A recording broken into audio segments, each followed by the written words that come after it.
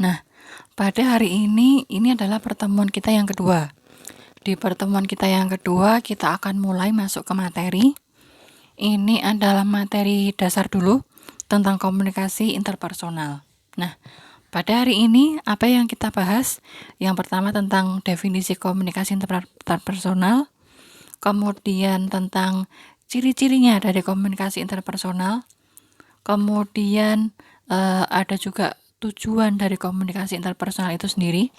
Nah, kemudian nanti kita akan membahas sedikit tentang konsep dasar tentang interaksi.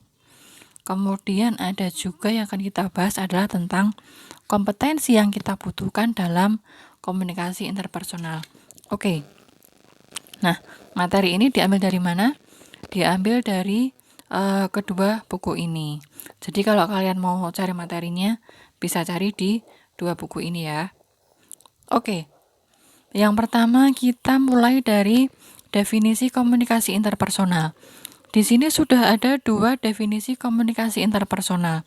Yang pertama dari Deddy Mulyana, yang kedua dari Devito. Nah, Deddy Mulyana mendefinisikan komunikasi interpersonal ini sebagai komunikasi antar orang secara tatap muka yang memungkinkan setiap pesertanya menangkap reaksi orang lain secara langsung, baik verbal maupun nonverbal.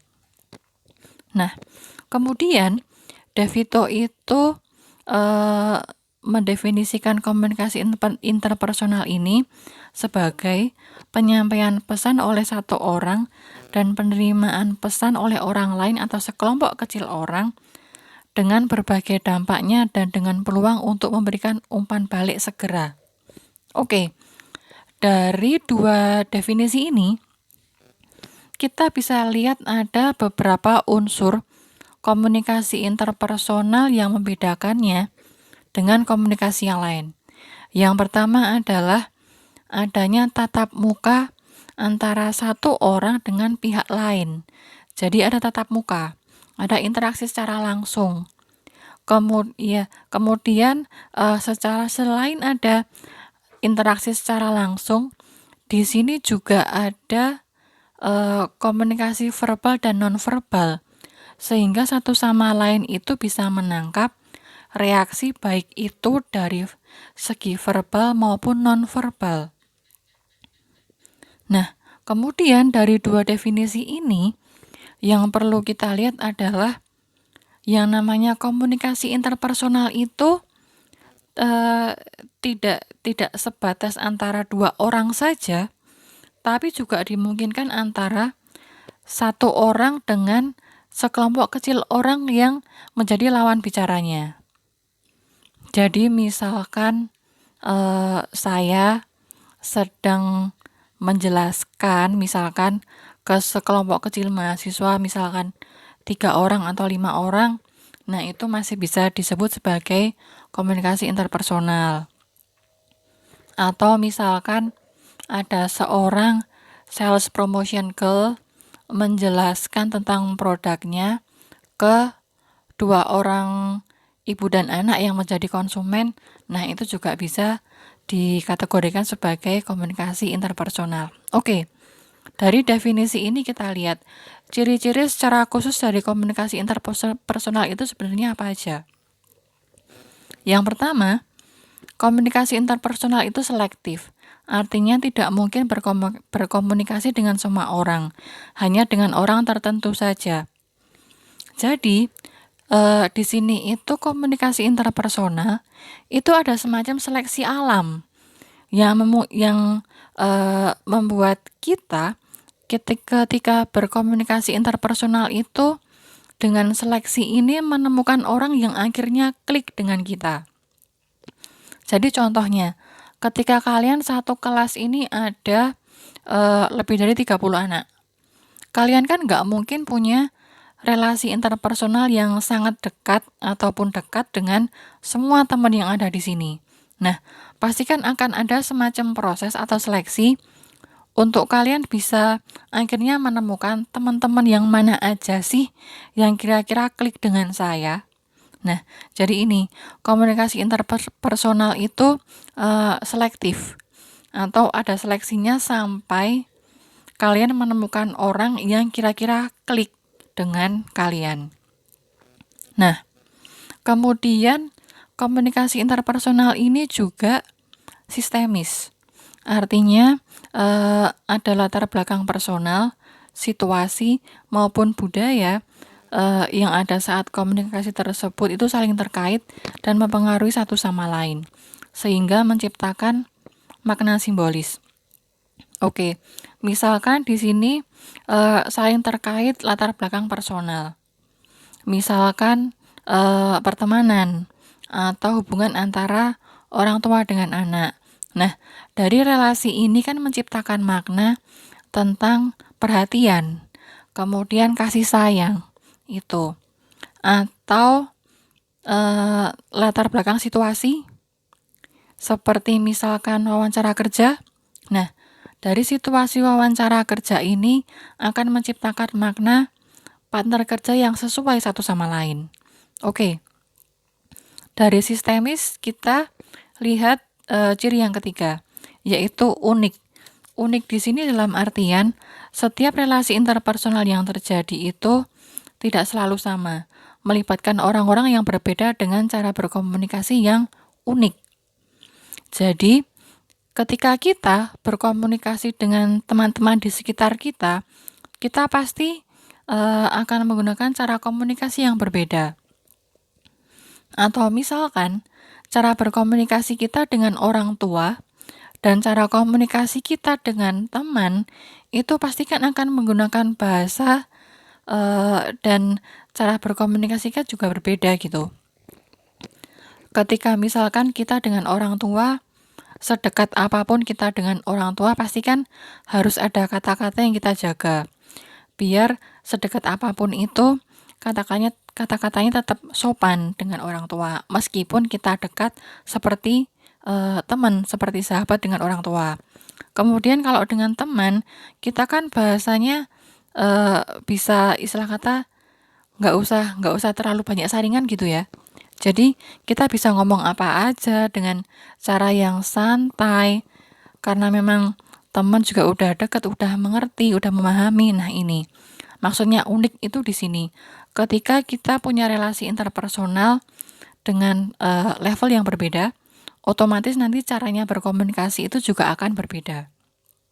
Oke, kemudian ada ciri keempat, yaitu prosesual. Yaitu komunikasi interpersonal ini terjadinya berkelanjutan dan membuat kita tidak bisa menghentikan prosesnya atau menarik yang sudah diucapkan. Jadi, seperti yang saya jelaskan di awal tadi, yang namanya proses komunikasi interpersonal itu sampai terbentuknya kedekatan interpersonal antara kita dengan pihak lain, itu kan ada prosesnya. Misalkan sampai kita awal kuliah sampai menemukan orang yang sekarang jadi sahabat kita di kelas, itu kan pasti butuh waktu. Misalkan dari awal kuliah sampai ketemu teman yang sekarang main bareng sama kita tiap hari, kemudian jadi teman curhat kita setiap hari, itu kira-kira nggak cuman 1-2 bulan aja, tapi misalkan dalam 1 tahun kuliah kita baru menemukan itu. Nah, jadi prosesual itu berarti memang untuk mendapatkan komunikasi interpersonal secara intens, itu kita perlu proses yang berkelanjutan. Perlu waktu untuk sampai terbentuknya relasi tersebut. Oke, next. Dalam komunikasi interpersonal itu juga ada ciri transaksional. Jadi, ada proses transaksi antara kita dengan orang lain sampai ada respon yang menyatakan bahwa kita itu diterima. Jadi, ketika misalkan kita berkomunikasi dengan orang lain, kita misalkan pengen menjalin pertemanan secara dekat dengan teman lain, itu kita kan butuh respon supaya kita merasa bahwa niat kita untuk menjalin pertemanan itu ternyata disambut dengan seimbang gitu. Atau misalkan kalau misalkan anak muda lagi PDKT, kita kan punya harapan kalau kita PDKT sama orang yang kita suka kan kita harapannya dikasih respon yang seimbang ya, dikasih respon yang sama. Nah, contohnya seperti itu. Ketika kita deketin orang, kita berharap bahwa ada respon yang seimbang yang sesuai dengan apa yang kita harapkan yang diberikan oleh orang tersebut. Sehingga proses komunikasi interpersonal yang kita jalin itu mencapai satu kesepakatan makna. Oke, next. Ciri yang selanjutnya adalah individual. Oke, individual ini maksudnya adalah orang lain atau lawan bicara itu dilihat sebagai individu atau manusia yang seutuhnya, yang unik dan berbeda dari orang lain, terlepas dari peran sosialnya. Jadi, ini yang minggu kemarin sempat disinggung oleh teman kalian ya. Sepertinya ada teman yang memberikan opini bahwa kalau komunikasi interpersonal itu topik yang kita bicarakan dengan orang A dengan orang B akan berbeda. Nah, komunikasi interpersonal itu salah satu cirinya seperti yang pendapat yang dikatakan teman kalian di minggu lalu. Jadi memang ketika kita menjalin komunikasi interpersonal antara kita ngobrol dengan teman si A dengan teman si B, pasti merasakan kliknya itu dari sisi yang berbeda. Misalkan contohnya gini. Contohnya kalau misalkan saya ada di prodi komunikasi.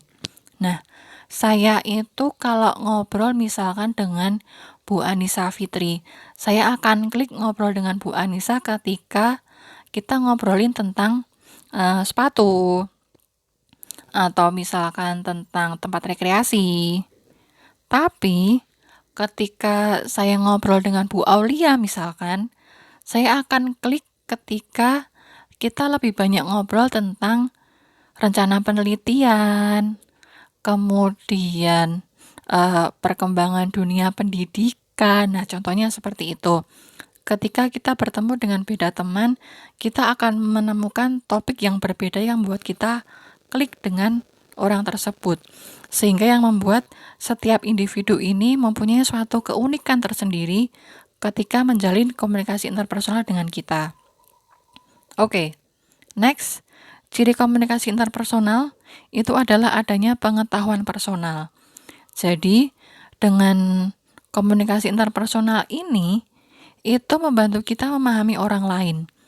Dengan kita punya teman dekat, punya sahabat, itu akan membantu kita untuk memahami beragam karakteristik orang yang ada di sekitar kita.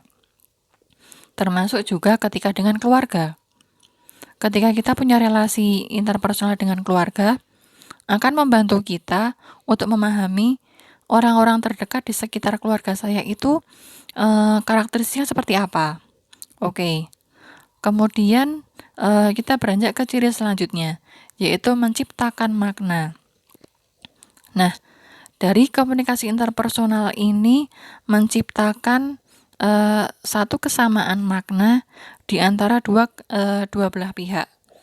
Jadi misalkan relasi persahabatan antara kita dengan teman. Nah, dari komunikasi interpersonal kita dengan sahabat ini nanti, itu ada satu kesepakatan makna atau kesepahaman tentang arti sebuah pertemanan, arti sebuah persahabatan, arti perhatian dari seorang teman yang ikhlas dari dalam hati. Contohnya seperti itu. Atau misalkan dari relasi interpersonal kita dengan keluarga akan menciptakan makna dan kesepahaman tentang kasih sayang yang seutuhnya dalam keluarga. Nah, jadi dengan komunikasi interpersonal akan ada satu kesamaan makna yang dicapai oleh kedua belah pihak. Oke, ini dari segi ciri-ciri. Dari ciri-ciri, kemudian kita akan melihat ke tujuan. Komunikasi interpersonal itu tujuannya untuk apa aja sih? Yang pertama untuk mengungkapkan perhatian kepada orang lain. Jadi, dengan kita berkomunikasi interpersonal, kemudian ada kedekatan interpersonal antara kita dengan pihak lain, itu bisa menunjukkan perhatian kita dan juga respon kita terhadap orang lain tersebut. Kemudian komunikasi interpersonal ini juga untuk menemukan diri. Maksudnya di sini adalah dengan komunikasi interpersonal itu kita bisa melihat bagaimana orang lain menilai kita. Apakah orang lain itu menilai kita sudah sesuai dengan apa yang kita harapkan. Jadi tujuannya untuk itu. Kemudian tujuan lain yaitu dengan komunikasi interpersonal kita menemukan dunia luar. Jadi dengan komunikasi interpersonal itu kita bisa mendapatkan informasi dari orang lain, tapi juga bisa melihat dunia luar di sekitar kita itu karakteristik masyarakatnya seperti apa. Bisa ke situ juga. Jadi akan menambah wawasan kita untuk memahami apa yang terjadi di sekitar kita. Kemudian tujuan komunikasi interpersonal yang keempat adalah untuk membangun dan memelihara hubungan yang harmonis. Jadi, dengan adanya relasi interpersonal yang kita jalin dengan orang lain, itu nanti akan memelihara relasi sosial kita dengan pihak lain. Bisa membangun relasi kita dengan pihak lain, baik itu keluarga maupun pertemanan maupun lingkungan pekerjaan.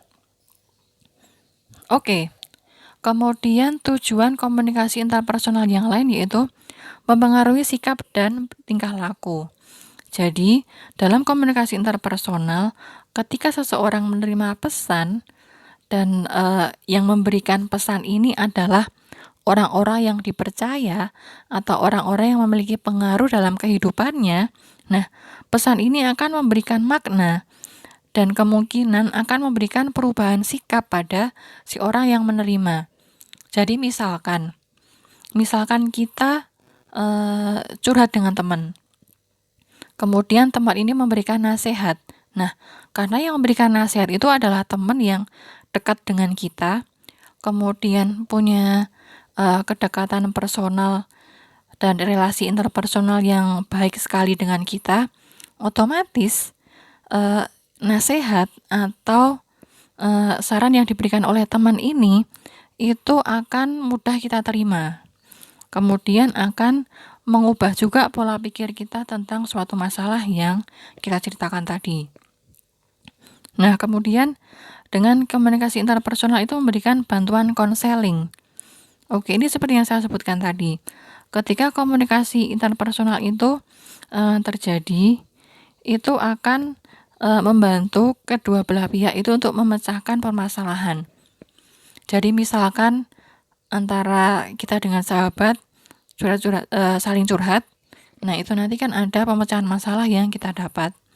Atau misalkan ketika kita bekerja, kemudian kita ada kendala dalam pekerjaan, nah dengan komunikasi interpersonal yang baik antara kita dengan lingkungan kerja, itu akan memberikan solusi tentang permasalahan yang ada di pekerjaan. Atau misalkan komunikasi interpersonal dengan atasan kita lumayan bagus, nah itu juga akan memberikan pemecahan masalah tentang problematika di pekerjaan kita. Oke, dari ciri dan tujuan komunikasi interpersonal, sekarang kita lihat ketika dalam komunikasi interpersonal itu kan ada interaksi yang terjalin antara kita dengan pihak lain. Nah, sebenarnya interaksi ini ada macamnya apa saja, sehingga kita nanti bisa menilai sebenarnya selama ini saya temenan dengan sahabat saya itu masuk ke level mana. Atau kita bisa melihat sebenarnya selama ini saya ngobrol dengan keluarga saya itu interaksinya ada di level mana sih? Oke, sekarang kita lihat konsep interaksi yang pertama itu adalah I dan it.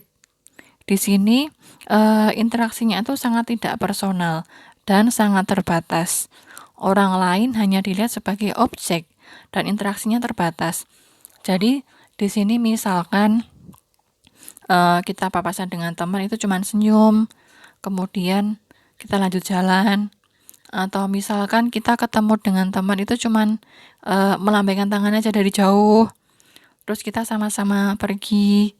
Nah, itu. Atau misalkan kita ketika kita ke mall, terus ada yang menawarkan brosur, nah kita menolak terus langsung pergi. Nah, seperti itu. Jadi, interaksinya itu hanya sepihak dan kita tidak memberikan respon untuk interaksi tersebut, atau diberikan respon pun sangat terbatas. Oke, kemudian konsep interaksi yang kedua adalah I and you. Konsep ini paling banyak digunakan sehari-hari. Di sini kita memperlakukan orang lain itu lebih dari sekedar objek, tapi interaksinya tidak mendalam. Dalam artian ini adalah interaksi paling aman karena tidak masuk ke ranah pribadi. Contohnya, ketika kalian kuliah luring, terus kemudian kalian datang awal, yang ada di kelas masih sedikit, nah kemudian kalian ngobrol sama teman sebelah, nah itu di situasi kalian ngobrol dengan teman yang duduk di sebelah, nah situasi itulah yang menggambarkan situasi I dan you. Kemudian misalkan antara atasan bawahan, nah itu juga salah satu contohnya. Atau misalkan ketika kita sering ketemu teman yang satu kelas, kemudian nongkrong bareng, ngobrol bareng, tapi tidak menceritakan hal-hal yang pribadi, nah itu contohnya. Itu salah satu contoh konsep I dan you.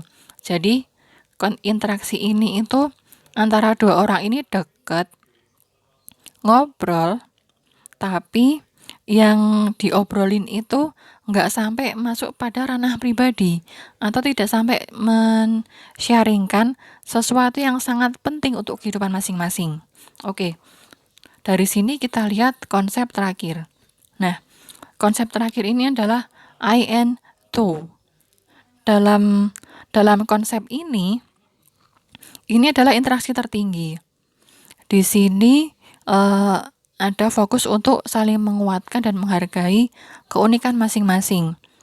Di sini antara interaksi interpersonal yang terjalin itu melihat orang lain itu sebagai pribadi seutuhnya dan menerima kelebihan dan kekurangan serta keunikan dari pihak yang menjalin interaksi interpersonal dengan kita.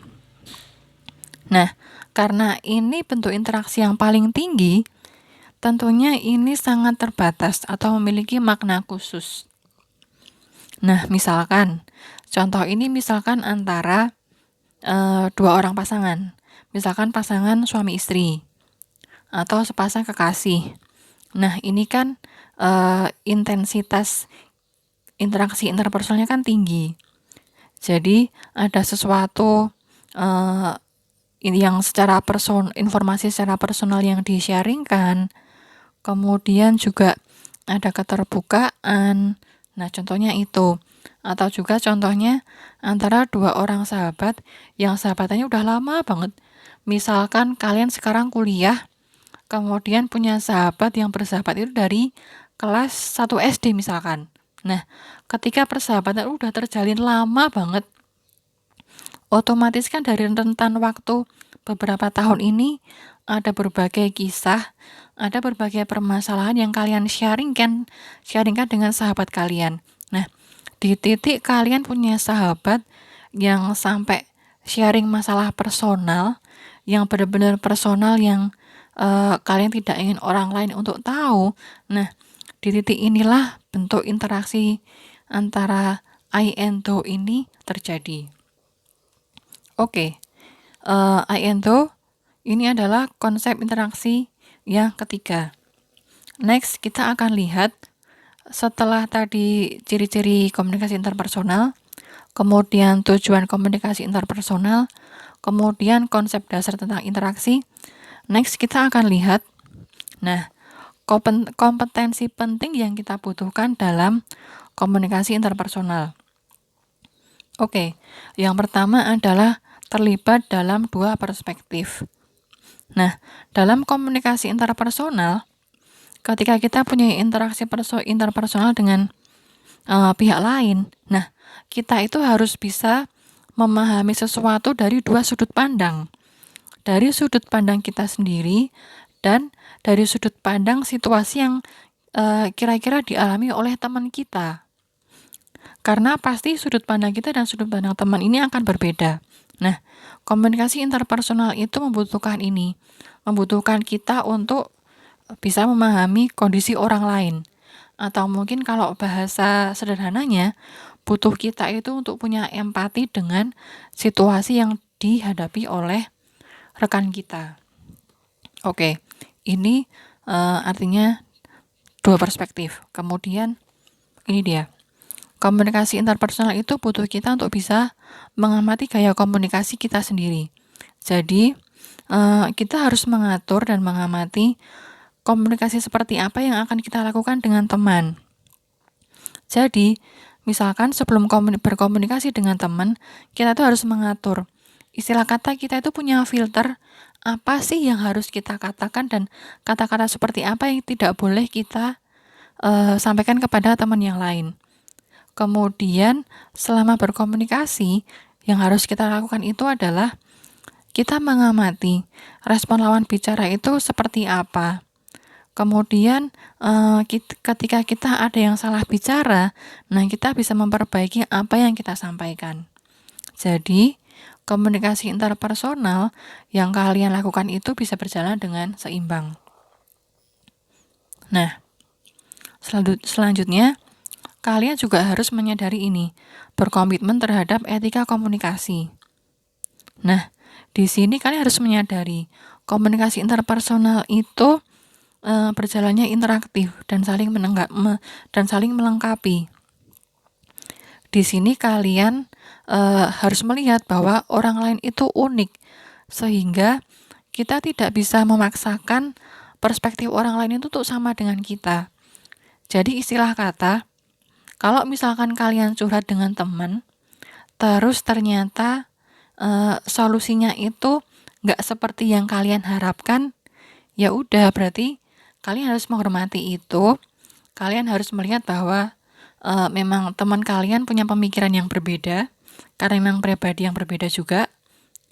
Sehingga kalau kalian bisa menerima keunikan ini dan menerima bahwa teman itu punya perspektif yang berbeda, kemudian nggak terus misalkan marah atau komplain, kok kamu nggak ngasih masukan seperti ini sih.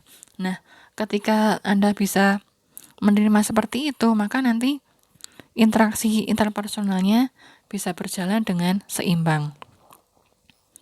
Nah, oke. Ini yang menjadi materi kita hari ini. Tadi tentang penjelasan tentang komitmen etika komunikasi itu menjadi materi terakhir. Oke, sampai di sini materi kita hari ini. Semoga bisa memberikan pemahaman awal ke kalian tentang komunikasi interpersonal. Oke, jadi harus dipegang adalah interpersonal itu harus ada reaksi antara dua pihak, baik itu verbal dan non-verbal. Kemudian ada interaksi yang terbangun secara prosesual, jadi nggak langsung terbangun tapi ada prosesnya. Oke, sampai di sini penjelasan saya.